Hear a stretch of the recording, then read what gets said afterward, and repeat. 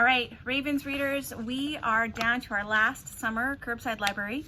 We'll be open Wednesday, August 11th from 11 a.m. to 1 p.m. You can come get your holds, you can come check out other books, you can bring back books you're done with.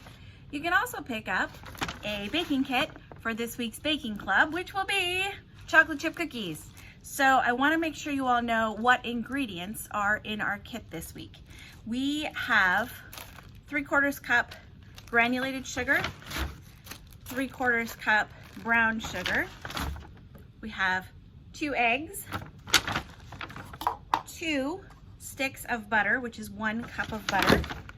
We have a teaspoon of vanilla extract, 2 1/4 cups of flour, 1 teaspoon each of salt and baking soda.